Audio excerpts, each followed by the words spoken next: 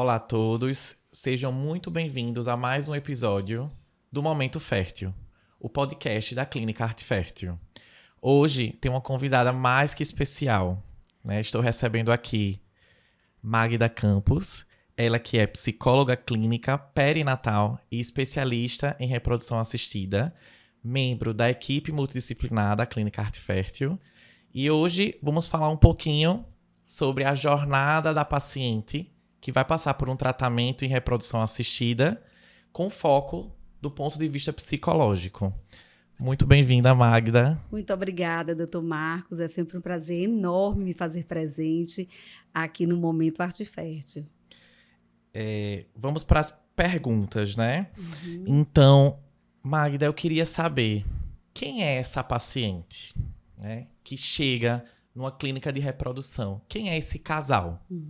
É uma pergunta um pouco ampla, mas a gente vê alguns perfis de pacientes, né? Eu queria que você fizesse esse comentário mais do ponto de vista psicológico. Tá. Então, nós podemos definir a partir de dois viés. O primeiro, sobre a ótica clínica. Casais, homens e mulheres, né, que tentam engravidar, que têm aí o relacionamento sexual, a vida ativa sexualmente e 12 meses ainda não chegam a uma gravidez. Também, e aí até definido pelo o conceito de infertilidade, né, após 12 meses de tentativas, sem métodos, no caso, contraceptivos, e também gestações, perdas gestacionais, perdas recorrentes. Perfeito. Então, esse é um viés clínico. Do ponto de vista psicológico, na realidade, a gente não tem um perfil definido. Esse paciente que chega, esse homem, mulher, casais, no caso, eles chegam primeiro com uma expectativa e uma resposta e uma tensão enorme por um diagnóstico. Né, por não estarem, no caso, conseguindo engravidar, se a gente pode dizer assim, pelo método natural. Né? Então, a partir desses dois viés, desse olhar do paciente que chega a uma clínica de reprodução humana assistida, é a partir desse momento, né? Olhar clínico e o olhar psicológico. E ambos, doutor Marcos, eu diria que recheados assim, de expectativas. Perfeito. Né? Cada paciente trazendo a sua história, né, os seus sentimentos. Isso. E aí, quais são os sentimentos que esse casal, né, que essas pessoas demonstram, elas trazem na avaliação inicial? Isso. O processo psicológico dentro da reprodução humana assistida, ele é recheado assim, de atravessamentos, né? Nós temos uma psiquiatra suíça chamada Elisabeth Kubler-Ross. Ela definiu as fases, no caso, os estágios do luto. Então, dentro dos processos de reprodução, é comum vivenciarmos essas fases com homens, mulheres e casais. Primeiro, a negação do diagnóstico. Não Perfeito. Consigo engravidar. Preciso de um tratamento. A negação, para além do diagnóstico, a aceitação de fazer o tratamento. Logo em seguida, a gente tem aí uma fala muito recorrente de raiva. Por que comigo? Por que está acontecendo comigo? E aí vem uma culpa, uma forma de se culpar, o meu corpo não responde. Por quê? De autodestruição mesmo, né? Que afeta aí a autoestima, que afeta a interpretação vivenciada pelo momento. Então, a gente normalmente é recheado dessas emoções, desses sentimentos assim que atravessam, né? Ainda muito sem entendimento, sem interpretações que possam estar colocando esse casal, essa mulher, esse homem, do ponto de vista de uma interpretação mais saudável, de dizer, não, calma, eu tenho esse diagnóstico, eu não sou esse diagnóstico, e o que é que eu vou fazer agora? Perfeito. E muitas vezes esses sentimentos, eles se misturam, eles oscilam rapidamente. E até muitas vezes existe um tempo importante, por exemplo, entre esse sentimento de negação, né, até realmente a procura, a aceitação e busca. Então a gente acaba vendo muito isso. No fundo, a pessoa sabe que tem uma dificuldade, que precisa de ajuda, mas existe esse tempo em negação até realmente aceitar e dizer, sim, eu preciso. Exato.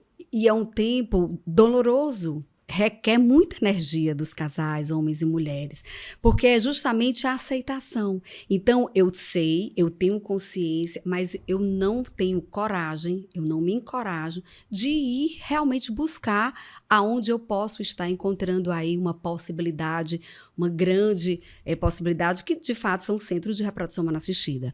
Então, eu recuso aí, porque ao ir a um centro de reprodução humana assistida, é como se eu validasse aquela minha impotência. Perfeito. E isso é uma nova fase de interpretação, de aceitação e de condução dentro do processo de reprodução.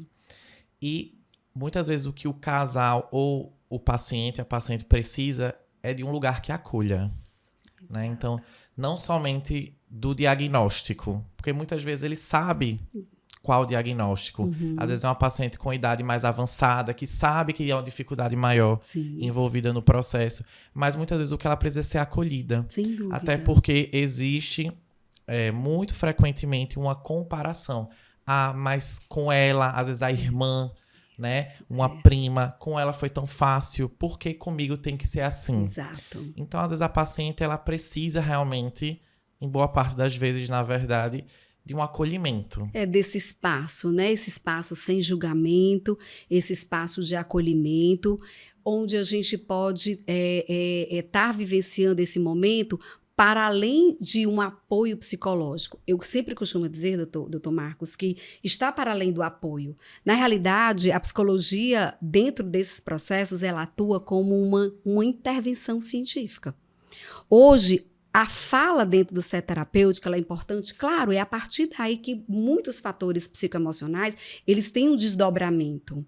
Mas hoje, a partir da neurociência, nós trabalhamos especificamente com estruturas, do ponto de vista como, Magda, estrutura. Hoje a gente trabalha a funcionalidade do sistema límbico, o sistema das emoções, muito vinculados ao sistema reprodutor, por exemplo. Eu estou falando do sistema reprodutor porque a gente está falando de reprodução humana assistida. Sim. Mas, na realidade, são todos os nossos sistemas. Aí tem uma resposta no meu coração, no meu fígado, no meu baço, no meu rim, no meu estômago, na minha garganta, em todos os meus sistemas, em virtude da minha corrente sanguínea. Então, quando a gente acolhe, quando a gente elabora um plano terapêutico dentro desses processos, é a partir dessa condução.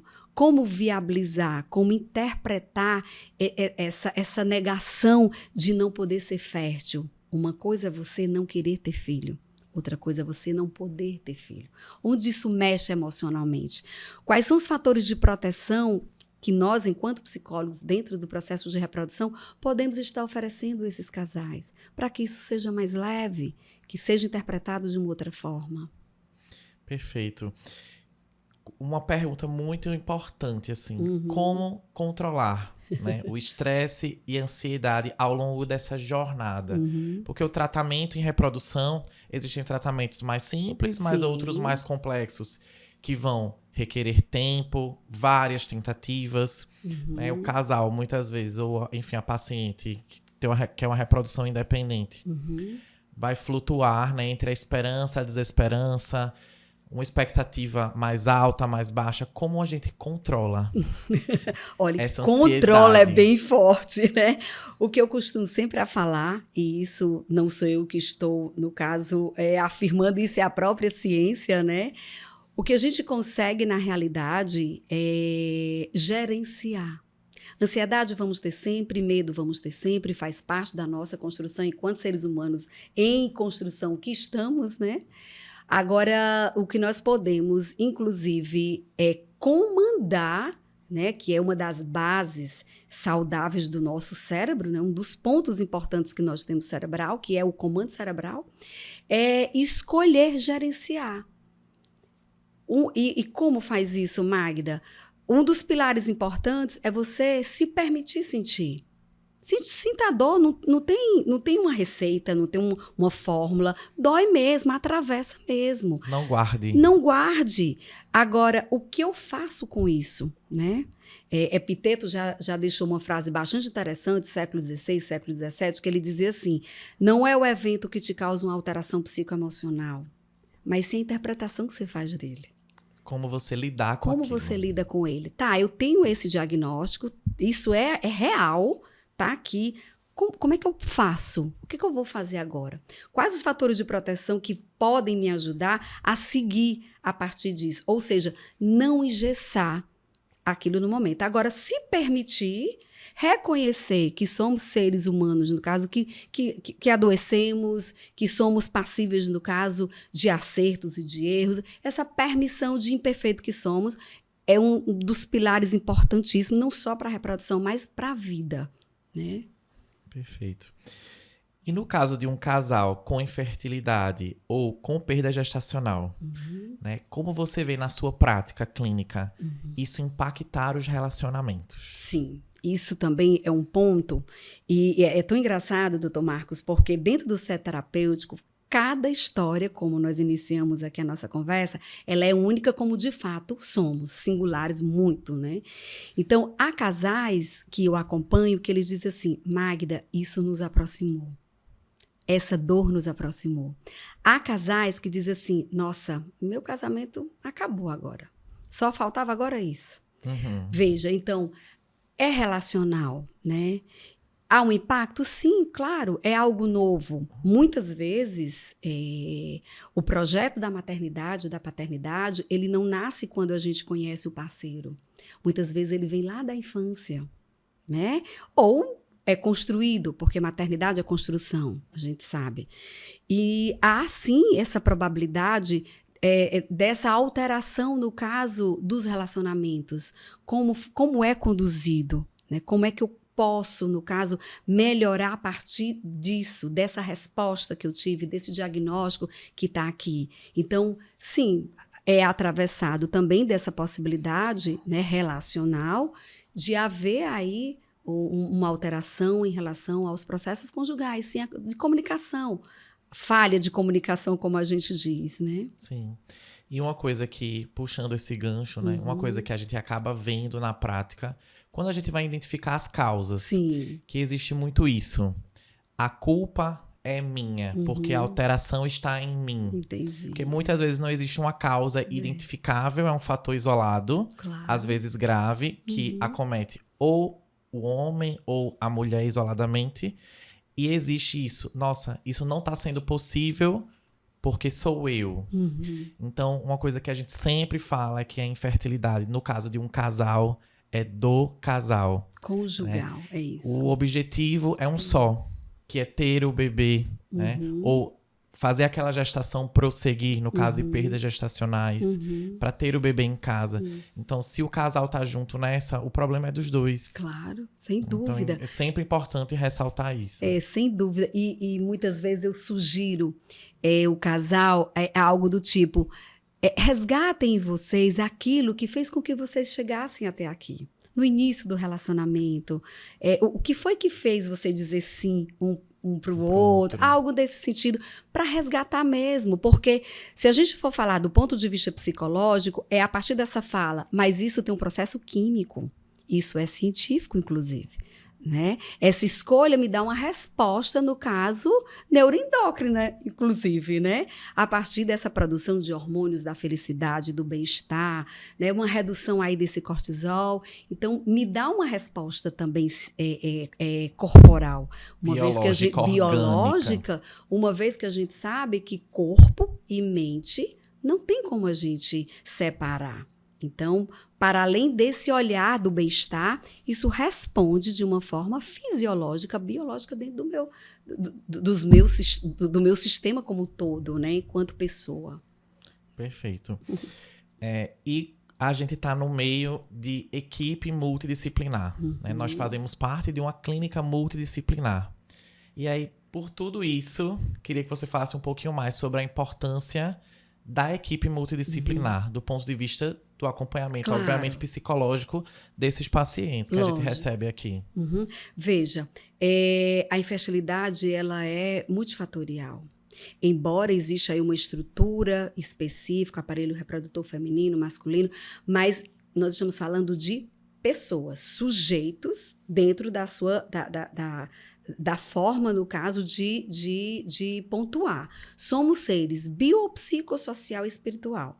Então, a partir daí, eu não tenho, assim, não tem como você cuidar, você dar uma assistência integral se você não tiver esse olhar psicológico, nutricional, uma equipe, no caso, capacitada, que esteja ali realmente com esse atendimento integral, né? A nutricionista, a psicóloga, a acupunturista, o clínico, né? O fertileuta, O acolhimento da embriologista. recepção, né? Porque o acolhimento começa na recepção. Olha, doutor Marcos, e eu vou um pouquinho mais atrás. O acolhimento começa desde o estacionamento. E, para além disso, começa, assim, a minha opção por a clínica, no caso, ela vem quando eu estou buscando a clínica. Então, eu tenho uma identificação ali. É uma matéria, é uma forma de pontuar ali o profissional. Uma experiência positiva de alguém. Uma experiência, uma indicação. Então, a partir daí começa um vínculo, né? Começa um desejo de estar ali. Então, quando os casais eles chegam, homens e mulheres, então, a partir disso, você já tem você já sente como é que eu sou acolhido, se tem alguém que tá ali me observando, como é o atendimento ali na recepção, como é que eu vou ser conduzida. E aí, essa equipe, estando, no caso, em harmonia, psicologia, a nutrição e todas essas outras ciências que eu pontuei aqui, sim, é respeitoso. Está para além do diagnóstico. Eu acredito que sim. Eu não consigo, assim, entender como não uma clínica não tem isso nos dias de hoje, né? Dentro de uma medicina tão atualizada, dentro de os processos psíquicos hoje tão atualizados, com comprovações científicas, inclusive, né? Não consigo, assim, entender. Porque muitas vezes o paciente ele vem com um cuidado em saúde fragmentado. Isso. Né? Então, muitas vezes foca só na parte médica, né? E acaba ignorando outras áreas que muitas vezes vão ser... Sim, complemento. Né? Um complemento fundamental, até para a experiência. Isso, ser menos traumático, ter uma experiência mais positiva em relação a tudo isso que a gente sabe que é impactante, né? Exato. Nos diversos aspectos. Sem dúvida. Bom, mais um ponto que eu queria levantar sobre casos específicos envolvendo doação de gametas, de embriões. Então, muitas vezes é um ponto delicado, né, de aceitação dessas pessoas, que muitas vezes a maior chance para elas, para um tratamento de reprodução, seria com a recepção de óvulos, com a recepção de sêmen. E às vezes existe um impacto psicológico muito importante. Claro, sem dúvida. Né? Qual o papel do psicólogo nesses aspectos? Nesses aspectos. Veja, nós também temos um papel importante de mediar interpretações, decisões difíceis. Quando se fala de ovo-doação, ovo-recepção, barriga solidária, no caso, o que a gente tem pela resolução do Conselho Federal de Medicina? Barriga solidária, quando não tem consanguinidade, precisa de um laudo psicológico que esteja ali dentro de todo o processo. Mas e a parte psicológica? Como é que fica não somente quem está ali no processo, mas todos os envolvidos? Tem filhos? Como é esse olhar? Como é esse olhar de uma mulher que se disponibiliza a gestar para outra? Como é que fica o papel desse homem dentro dessa relação da esposa gestando para um outro casal? Então, são colocações psicoemocionais importantes que precisam ser levadas. E não somente um diagnóstico para compor aí um protocolo clínico. Então, Perfeito. Não somente nos processos de barriga solidária, mas no caso de ovorrecepção. Como lidar com a recepção de um outro material genético, né? Por exemplo, anônimo, não sei quem é, ou mesmo intrafamiliar. São vários olhares. E né? cada paciente tem a sua interpretação, tem a sua visão em relação a se é uma questão familiar, para mim é inaceitável. Ou outra, eu só estou aceitando porque veio da minha família, nunca aceitaria de uma pessoa anônima. Então, cada cabeça é um mundo, né? A gente vê isso mais superficialmente, né? Como médico, né? Mas você tem a oportunidade de se aprofundar né? Em cada um desses pontos. Isso. E só trazendo aqui uma experiência que é comum, né? Quando fazem um contato, não na clínica, mas externo, quando eu sou indicada, no caso aí, mais ou menos isso. Doutora, é porque eu quero um documento para levar para o Conselho Federal de Medicina. Então, Quero só veja, o papel. É só o papel, né? Então, veja. Então, quando essa paciente ela é acompanhada por uma equipe multidisciplinar, isso já não existe, né? Eu estou dando como exemplo a Arte Fértil, né? Que estou aqui. Mas quando isso é muito solto, né? Não tenho esse componente, no caso de informação, que isso é muito interessante, é como se fosse um papel mesmo. Uhum. Né? Então, o olhar da psicologia, ela vai para além disso. Né? Como é que as fases, no caso dessa gravidez, a entrega desse bebê, né? Sabemos que, cientificamente falando, a gente tem uma produção aí de ocitocina extremamente elevada no ato do parto. Como Sim. é essa entrega para esse bebê que passou 9 meses ali e eu tenho que entregar? Né? Então, são fatores extremamente relevantes que o acompanhamento psicológico, ele te dá esse espaço de reflexão, né, conduzido por uma estrutura científica, para além da técnica, mais a humanidade, né, a sensibilidade enquanto ser humano. Ele te dá, sim, esse espaço de segurança para pensar, para refletir, né, e agimos como mediadores mesmo. Sim. E, para encerrar, né, uma pergunta muito importante para resumir tudo. Como deve ser o acolhimento a essas pessoas que procuram um serviço em reprodução? Uhum. Doutor Marcos, eu acho que como base mesmo, o acolhimento ele precisa ser o mais humanizado possível. O diagnóstico, eu costumo dizer que ele serve para algumas coisas, principalmente para a condução clínica do tratamento que vai ser feito. Mas dentro do processo de reprodução humana assistida, tem coisas que não tem como ler, não está escrito. Ele está na subjetividade do sujeito, ele está nos sonhos. Nas ter histórias. Ter um filho está para além da gravidez. Ter um filho fala de história, de desejos, perpetuar a existência, tudo aquilo que um diagnóstico jamais vai poder dar. Então, a humanização, o suspender muita coisa que se faz necessário, porque somos humanos também. A preparação e estar atualizado do ponto de vista científico é extremamente importante. Hoje, nós temos fatores de proteções extremamente importantes para essa condução com mais leveza, né? Técnicas também com mais leveza, para que eu possa ter aí uma interpretação muito mais saudável, com mais fortalecimento psicoemocional, que eu possa decidir de uma forma mais coesa. Então, humanização, ética e atualização científica são bases extremamente importantes para qualquer tipo de acompanhamento psicoemocional dentro desses processos. Doutora Magda, muitíssimo obrigado pela sua participação aqui. Foi maravilhoso. Acho que vai ser uma conversa extremamente útil para quem está nos ouvindo. E você que está nos ouvindo, aproveite a oportunidade, se inscreve aqui no canal da Clínica Arte Fértil, do Momento Fértil, se você não se inscreveu ainda. E, doutora Magda, quem quiser ter interesse em conhecer o seu trabalho, onde é que ele encontra? Eu que agradeço a oportunidade. Para mim sempre é um enorme prazer me fazer presente aqui.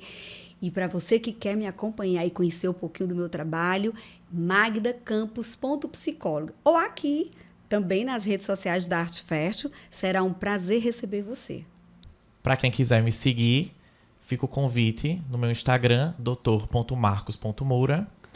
Se quiser também agendar um atendimento com a equipe multidisciplinar da Clínica Arte Fértil, está aqui nos comentários o contato. Muito obrigado e aguardo vocês no próximo episódio do Momento Fértil.